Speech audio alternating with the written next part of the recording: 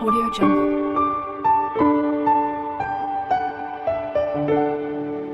29-oktyabr Sharur Rashidov tumani 19-maktabda tasvir rivojlanish kuni tadbirlari tabiiy fan o'qituvchilari uchun bo'lib o'tmoqda.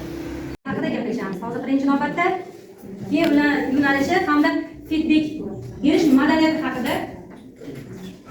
Feedback inglizcha so'zdan olingan bo'lib, o'zbek tilida teskari aloqa yoki qayta aloqa degan ma'noni anglatadi.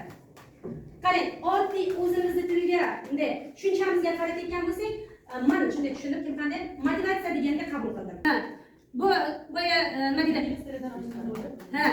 Sodda qilib hammasini tashlab beraman keyin. Sodda qilib aytganda, biror harakat, ish, mahsulot, xizmat yoki shaxsni xatti harakati beriladigan, xatti harakatiga beriladigan fikr, mulohaza, bahoni taassuroti bildiradi. Tushunamiz. Ishqilib o'zimiz fantaziya qildik, qanday chiroyli nimadir qildik deb dasturxonga qo'ydik. Qarayapmiz, hamma indamay yeyapti. Siz nimadir kutuvdingiz. Oxiri nima qilamiz? So'rab olamiz. Yaxshi chiqdi. Albatta qanday chiqdi?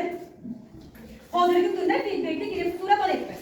Chunki u bizni keyingi ishimizni yanada ilhomlantirib, rivojlantirishga yordam beradi. Voy zo'r chiqdi. Agar hech kim gapirmagan bo'lsa, o'zimiz so'rayapmiz. Albatta qanday chiqdi? O'sha feedbackni biz o'zimiz so'rab olyapmiz. Feedback hayotimiz kerak. Juda kerak. Ayniqsa misol uchun biror bir ish qilgan vaqtda, ayniqsa bolalarimizga uyimizdan kelib chiqib holat aytyapmanda, biror bir ish siz aytmagan holatingizda bolangiz bajarib qo'ydi-da. Lekin siz uni rag'batlantirmadingiz, oddiy shirin so'zingiz bilan rag'batlantirmasangiz, bola ikkinchi martaga qilmaydi. Nima deysiz o'sha paytda? Bolangiz yana o'zingizdan qilish uchun. Voy baraka topkur bolam juda chiroyli o'qigan zo'r bo'lardi. Misol uchun olimpiadada, aytaylik, 4-o'rin bo'lib qoldi, o'quvchi. Misolda, voy mana bu yaxshi esan uni ololmading deb uni baktariga ezgandan ko'ra chiroyli tushuntirsangiz, belgilasa yomon bo'lmadi. Yaxshi, shuncha maktabcha 4-o'rinda o'zi ham bo'lmaydi. Faqat sen mana bu joyiga, ya'ni qaysidir baldagi kamroq chiqamsa, mana shu joyiga sal ko'proq e'tibor qilsang, o'zing ustingdan ishlasang, yana ham balandroq natijalar edik deb qo'ysangiz, bolaga bu sen o'qimagansan degandan ko'ra yaxshiroq bo'ladi. Demak, hozir sizga aytilgan feedbackni hamma har xil tushunadi. Kim qanday tushun, yana qanday qilib to'ldirishimiz mumkin shu feedbackda? Misol uchun men aytmoqchiman, qadim zamonda mana shu feedbacklar hozir yangi talqinda aytilyapti, ishlatilganda. Misol uchun o'sha davrda Husayn Bayqaro bilan Alisher Navoiyning o'rtasida bo'lib o'tgan jarayonda Husayn Bayqaro o'zini sevgan yorining o'lishini bilardi va safarga ketayotganda aytib o'tadi, agar kimdarki mana shu yorimni o'lganini aytsa, boshini tanasidan judo qilaman deydi. Agar aytmasa ham shu jarayon bo'ladi.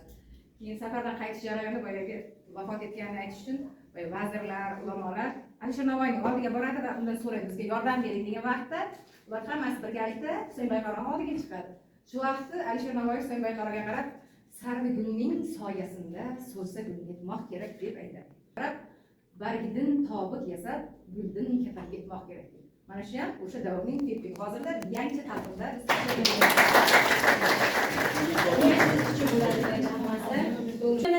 ya'ni qabul qilish doirasi va aytish doiramiz bor-ku. Xuddi shunday narsa bo'ladi.